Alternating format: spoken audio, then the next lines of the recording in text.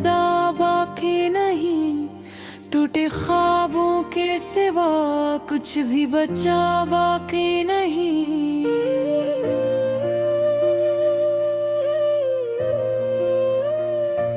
वो जो कहता था कि सायाए भी न छोड़ूंगा कभी, आज धूपों में खड़ा हूँ वो वफा बाकी नहीं।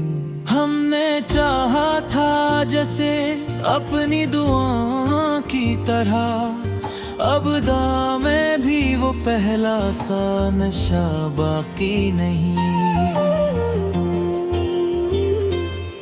रात आँखों में इतरती है तो कह के है यही, जागने वालों के हंसे में वफा बाकी नहीं। हमने लफ्ज़ों से बनाया था मोहब्बत का महल, बारिश वक्त ने देखा वो बना बाकी नहीं।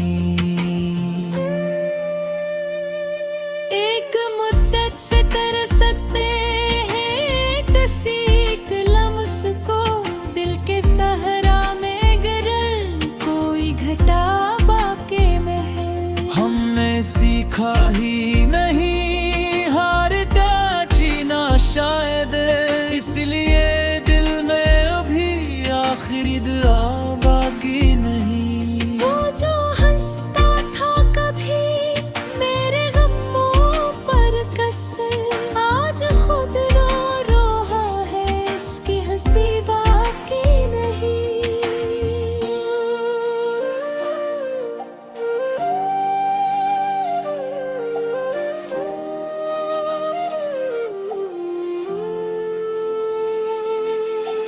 याद आते हैं वो दिन वो तेरी बातों की महक, अब तो सांसों में भी वो ताजगी बाकी नहीं। मैंने चाहा था तुझे अपनी अना से भी ज्यादा, क्या करूं अब के मरे पास अमा बाकी नहीं। शहर वालों ने तो समझा हमें पत्थर दिल का, किसे मालूम के आंखों में नमी बाकी नहीं।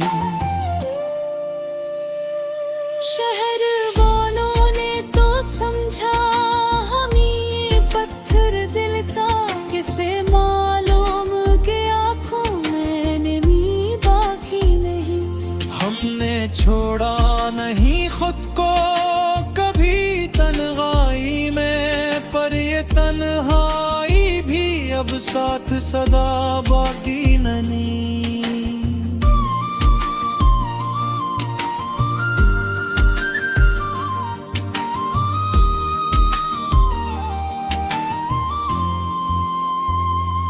एक तस्वीर थी जो आंखों में बसी रहती थी, वक्त ने काट दी अब वो भी जुड़ी बाकी नहीं।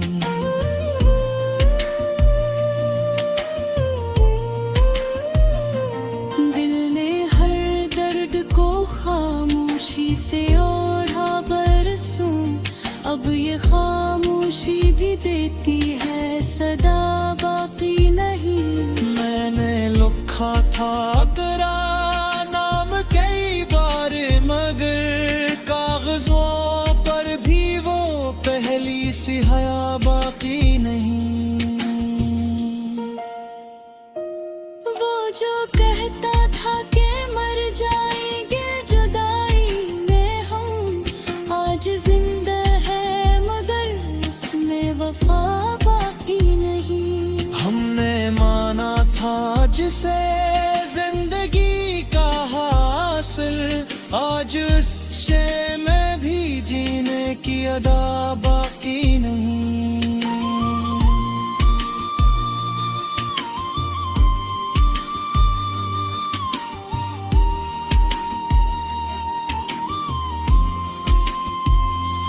मेरे आंसू भी अब आँखों से नहीं गिरते हैं, इतनी आबत सी हो गई है रिदा बाकी नहीं। वो जो होता था कभी नींगे चरा ले जाता, अब तो ख्वाबों में भी इसकी अदा बाकी नहीं। हमने चाहा था कि बिखरने न देंगे खुद को, क्या करे पाँव में अब इतनी सी दुआ बाकी नहीं।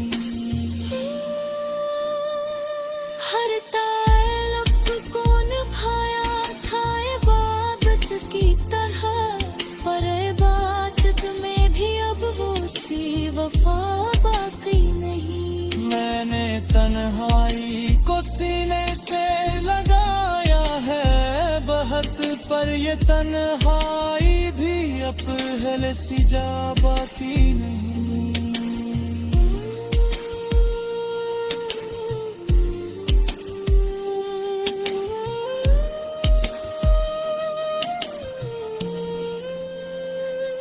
वक्त ने छीन लिया हमसे हमारी पहचान, अब तो आईने में भी अपनी अदा बाकी नहीं। मैंने हर मोड़ पे खुद को ही गमाया है बहक, अब मेरे पास कोई और सजा बाकी नहीं। वो जो वादे थे कभी चांद दिखाने वाले, इन वादों में भी अब रोशनी बाकी नहीं। हमने चाहा था कि बस एक है सवेरा बैठे, आँखों में अब कैसे चेहरे की जगह बाकी नहीं।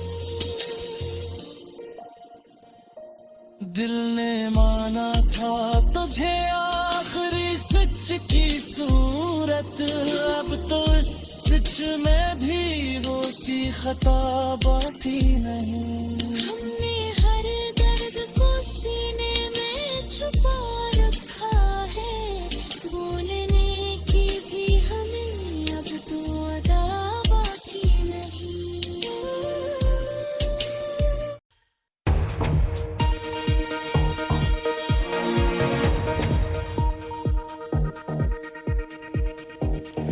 यूरोप के बड़े शहरों में ऊपर तले कार्रवाइयां, कहीं ड्रोन्स का इस्तेमाल, कहीं साइबर हमले और कहीं इन्फिल्ट्रेशन का इल्जाम।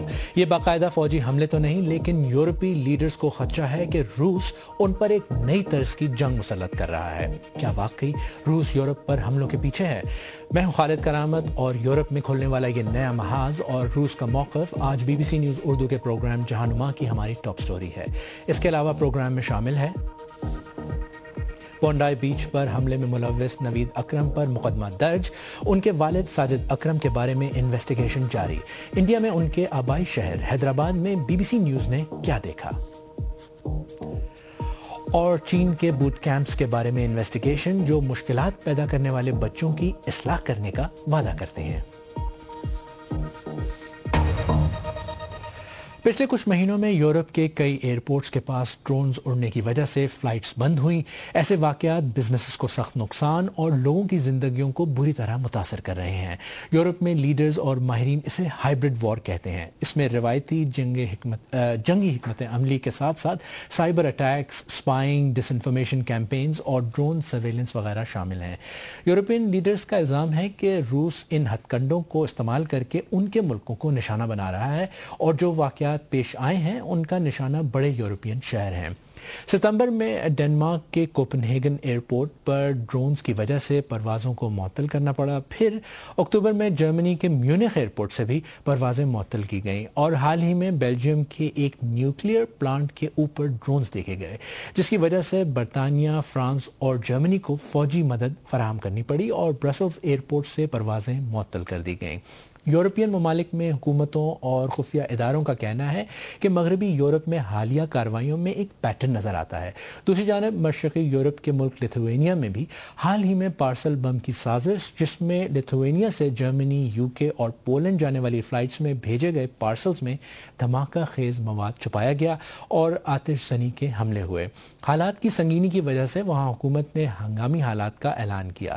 لیتھوینین حکام الزام لگاتے ہیں کہ ان کارروائیوں کے پیچھے روس کا اہم اتحادی بیلاروس ہے، جو انتشار پھیلانے کی کوشش کر رہا ہے. لیتھوینیا کے دارالحکومت ویلنیوس سے BBC کی نامہ نگار سارا رینسفرڈ کی رپورٹ خدیجہ عارف پیش کر رہی ہیں. ہر رات لیتھوینیا کے فوجی گشت پر نکلتے ہیں. یہ بیلاروس سے متصل سرحدی زون ہے اور وہ پڑوسی ملک کی دشمن کارروائی کے شواہد ڈھونڈ رہے ہیں، اور یہ عجیب و غریب شکل میں نمودار ہوتے ہیں. کبھی اسمگلروں کی جانب سے بھیجے گئے غبارے اور کبھی ایسے غبارے جن میں سگریٹ لٹکی ہوئی ہوتی ہے. ان غباروں کی وجہ سے فضائی ٹریفک متاثر ہوا ہے اور لیتھوینیا کو یقین ہے کہ یہ جان بوجھ کر کی گئی حرکت ہے. اسمگلنگ گینگز پر قابو پانے اور غباروں کو بلاک کرنے کے لیے ملٹری پولیس لوگوں کو روک کر ان کی تلاشی لے رہی ہے، کیونکہ لیتھوینیا کو یقین ہے کہ یہ روس کے اتحادی بیلاروس کی جانب سے شروع کیے گئے ہائیبرڈ وار کا حصہ ہے. ان خاتون کا خیال ہے کہ یہ صرف اسمگلروں کا کام ہے، لیکن جن دیگر لوگوں سے میری بات ہوئی وہ اس بارے میں کافی نروس ہیں. فوجی پولیس یہاں آنے والی ہر کار کی تلاشی لے رہی ہے. ہم بیلاروس کے بارڈر سے صرف 7 کلومیٹر دور ہیں اور وہ حالات کو بہت سنجیدہ طریقے سے دیکھ رہے ہیں. بیلاروس بین الاقوامی منظم جرائم کو ایک ہتھیار کے طور پر استعمال کر رہا ہے. وزیر خارجہ نے مجھے بتایا کہ بیلاروس یورپ کو بلیک میل کر رہا ہے. وہ اسے دباؤ ڈالنے کا ایک ذریعہ سمجھتے ہیں. تمہاری ہمارے ساتھ سرحد ہے اور ہم اسی سرحد کے ذریعے تمہارے لیے بڑے مسائل پیدا کر سکتے. وہ یہی کر رہے ہیں. یہ معاملہ اب عسکری سیکیورٹی کے دائرے کو چھو رہا ہے، اس لیے ہم اس صورتحال میں کسی فوجی کشیدگی کو بڑھنے سے روک سکتے ہیں. بیلاروس کے آمرانہ لیڈرز ان دعووں کو احمقانہ بتاتے ہیں، لیکن الیگزینڈر لوکاشینکو کے پاس بہت زیادہ کنٹرول ہے. 4 سال قبل بیلاروس بڑی تعداد میں مائیگرینٹس کو اپنی مغربی سرحد تک لا رہا تھا اور انہیں یورپی یونین کے ممالک میں داخل ہونے میں مدد کر رہا تھا تاکہ ایک بحران پیدا ہو. اور اب ایئرپورٹس پر دباؤ ہے.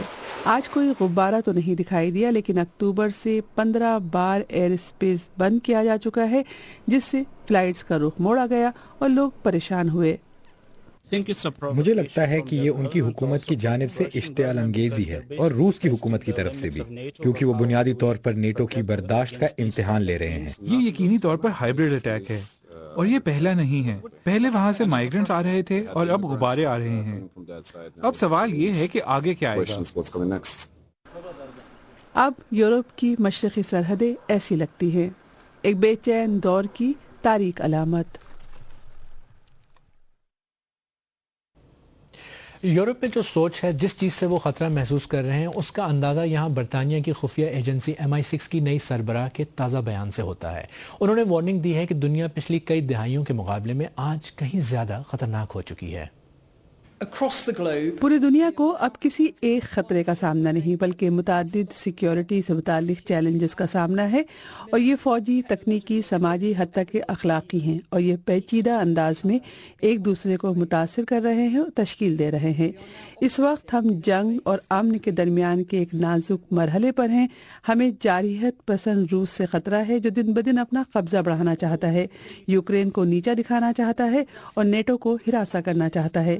مجھے سن کر بہت غصہ آتا ہے کہ ہزاروں لوگ اپنی جانیں کھو چکے ہیں اور یہ تعداد دن بدن بڑھتی ہی جا رہی ہے، اور وہ صرف اس لیے کہ پیوٹن تاریخ کو توڑ مروڑ کر زبردستی اپنی عزت کروانا چاہتے ہیں. اچھا، روس نے بار بار اس بات کی تردید کی ہے کہ اس کا یورپی یونین کے خلاف کوئی جارحانہ منصوبہ ہے، لیکن صدر پوتن کا یہ بھی کہنا ہے کہ اگر یورپ جنگ چاہتا ہے تو وہ تیار ہیں. لیکن ایسا لگتا ہے کہ یورپ کو روس کی باتوں پر یقین نہیں ہے اور وہ ایک لمبی جنگ کی تیاری کر رہا ہے، جس میں روایتی اور غیر روایتی دونوں قسم کے خطرات شامل ہیں. اور یورپ سے اب آسٹریلیا کا ذکر، جہاں بونڈائی بیچ پر ہونے والے حملے میں ملوث شخص ساجد اکرم کی نیشنلٹی کے بارے میں مسلسل سوشل میڈیا پر بحث ہو رہی ہے اور ان کے بیٹے نوید اکرم بھی ٹرینڈ کا حصہ ہیں۔ سب سے پہلے تو حملہ آور نوید اکرم کے بارے میں اہم خبر ہے۔ ان کا آسٹریلیا کے ایک ہسپتال میں علاج ہو رہا ہے اور ان کے ہوش میں آنے پر ہسپتال کے بیڈ پر ہی ان کے خلاف کیس کی ہیئرنگ ہوئی، جس کے دوران ان پر 59 جرائم کا مقدمہ درج کیا گیا، جس میں 15 قتل اور 1 دہشت گردی کا جرم شامل ہے۔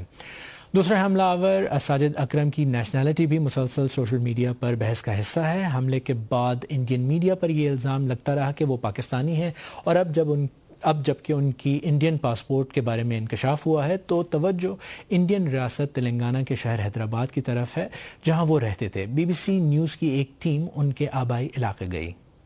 جو ایریا میں رشتہ دار رہتا، ہم ہی اسی ایریا میں ہم لوگ ابھی موجود تھا، لیکن جو رشتہ دار کا گھر ہے وہ رشتہ دار کا گھر کو تالا لگایا، کل سے بھی وہ تالا لگا کے دیکھ رہے، اور جو وہ لوگ کہاں گیا وہ ابھی تو نہیں معلوم تھا، لیکن جو آس پاس میں رہنے والا کچھ لوگ بول رہے ہیں کہ جو یہ ایریا کا نام سن کے ہم لوگ تھوڑا شاک میں تھا۔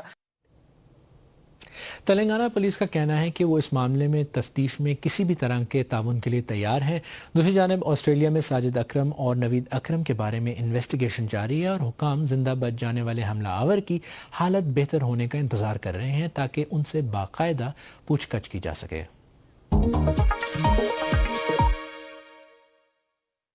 اب ایک نظر ڈالتے ہیں دنیا بھر کی باقی خبروں پر۔ امریکی صدر نے 5 مزید ملکوں اور فلسطینی اتھارٹی کی جانب سے جاری کردہ پاسپورٹ پر سفر کرنے والے افراد کی امریکہ داخلے پر پابندی لگا دی ہے۔ وائٹ ہاؤس کے مطابق اس کا مقصد امریکہ کی سلامتی کا تحفظ ہے۔ بورکینا فاسو، مالی، نائجر، جنوبی سوڈان اور شام کے علاوہ فلسطینی اتھارٹی کے جاری کردہ پاسپورٹ رکھنے والوں کے امریکہ آنے پر 1 جنوری سے مکمل پابندی ہوگی۔ فیفا نے ورلڈ کپ کے ٹکٹوں کی مہنگی قیمتوں پر ہونے والے تنقید کے بعد 2026 کے فٹ بال ورلڈ کپ کے 104 میچوں کے لیے سستی ٹکٹس کا اعلان کیا ہے۔ ان ٹکٹس کی قیمت $60 ہوگی، جو محدود تعداد میں ان ممالک کے لائل فینز کے لیے مخصوص ہوگی جنہوں نے ورلڈ کپ کے لیے کوالیفائی کیا ہے۔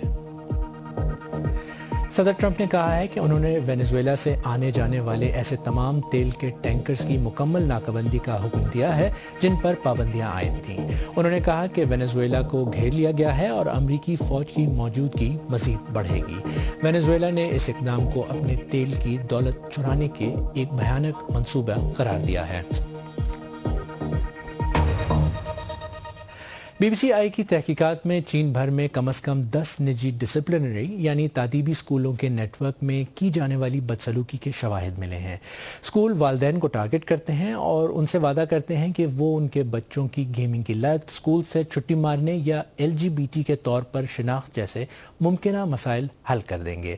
بی بی سی نے خفیہ طور پر فلم بند کی گئی فوٹیج دیکھی ہے جس میں دکھایا گیا ہے کہ کس طرح نیٹ ورک کے لیے کام کرنے والے لوگ اپنے آپ کو سرکاری اہلکار ظاہر کر کے نوجوانوں کو اسکول میں زبردستی لے جاتے ہیں۔ B B C world service کی رپورٹر مینگ چنگ زونگ کی رپورٹ پیش کر رہی ہیں کومل فاروق۔ دن دہاڑے اغوا، ہر سال چین بھر سے نوجوانوں کو تعلیمی اسکولوں میں بھیجا جاتا ہے۔ اسکول کا عملہ اکثر انہیں اندر لانے کے لیے قانون نافذ کرنے والے اداروں کے اراکین کا روپ دھارتا ہے۔ دیگر کیسز میں بھی بچوں کو ان کے والدین نے ٹرک کیا ہے۔ میری امی اور میرے درمیان مسلسل لڑائی رہتی تھی کیونکہ مجھے اسکول سے نفرت تھی۔ میری امی نے مجھے کہا کہ وہ مجھے ایک نئے اسکول لے کر جا رہی ہیں جہاں میں نئے دوستوں سے ملوں گی۔ یہ اسکول انسانی رویے کے مسائل کو درست کرنے کا دعویٰ کرتے ہیں، تعلیم کے ساتھ نہیں بلکہ فوجی طرز کی تربیت کے ساتھ۔ جب میں نے دیکھا کہ میری ماں کو اسکول سے باہر لے جایا جا رہا ہے تو مجھے احساس ہوا کہ اب میں باہر نہیں جا سکتی۔ باؤ باؤ کے اسکول کو ایک سابق فوجی کارلی جینگ چلاتے تھے۔ یہ 4 جنوبی صوبوں میں کم از کم 10 اسکولوں کے نیٹ ورک کا حصہ ہے جو اسے چین کے سب سے بڑے اسکولوں میں سے ایک بناتا ہے۔ آپ کے بچے کا کیا مسئلہ ہے؟ سگریٹ نوشی۔ انڈر کور فلمنگ سے سامنے آیا کہ وہ بچوں کو اسکول میں لانے کے لیے کون سے طریقے استعمال کرتے ہیں۔ ہم کہتے ہیں ہم انٹرنیٹ ریگولیشن اتھارٹی سے ہیں، ہمیں تفتیش کے لیے ان کی مدد چاہیے۔ اگر یہ طریقہ ناکام ہو جائے تو کئی افسران اسے پکڑتے ہیں اور گاڑی تک لے جاتے ہیں۔ CCTV का इस्तेमाल करते हुए तुलबा की मुसलसल निगरानी की जाती है और अमले के एक रुकन के मुताबिक वालिदैन को फीट तक रसाई भी दी जाती है। महकमा तालीम को पब्लिक जगहों के तमाम CCTV कैमरों तक रसाई हासिल है। हम कवानीन की पैरवी करते हैं, कोई मारपीट नहीं। महकमा तालीम भी इसकी इजाजत नहीं देता। इस दावे के बावजूद BBCI ने लीक होने वाली वीडियोस हासिल की और ली जेंग के 20 से ज्यादा साबिक तुलबा की गवाही सुनी, जिनका कहना है कि उनके साथ जिस्मानी ज्यादती हुई। अगर आपके डांस की रूटीन या मिलिट्री बॉक्सिंग की महारत में कमी रह जाती है तो आपको सजा मिलेगी। एक इंस्ट्रक्टर के पास पानी का एक लंबा पाइप था। वो पाइप को सर के ऊपर से ताकत के साथ नीचे लाकर मारते और जहां वो मारते वो जगह स्याह हो जाती। वहाँ जिनसी ज्यादती के दावे भी सामने आए हैं।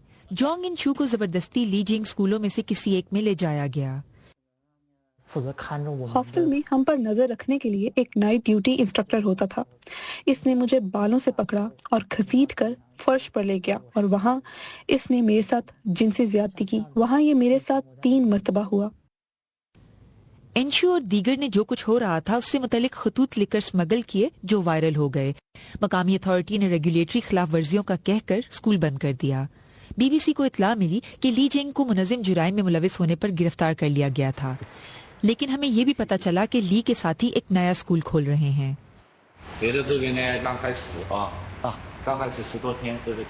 स्कूल अभी शुरू हुआ है, इसे खुले अभी सिर्फ 10 ही दिन हुए हैं। मुतअद्दिद कोशिशों के बावजूद ली जेंग और उनके साथियों से उनके मौक़िफ़ के लिए राब्ता नहीं हो सका। हमने अगवा और बदसलूकी के सबूत चीनी हुकूमत के सामने रखे।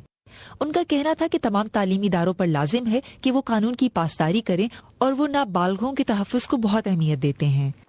लेकिन अभी भी इस ज्यादती का जिम्मेदार नेटवर्क फ़ाल है। ये वालिदैन को इस दावे के साथ टारगेट करता है कि उनके बेटों और बेटियों को फर्माबरदार बना दिया जाएगा।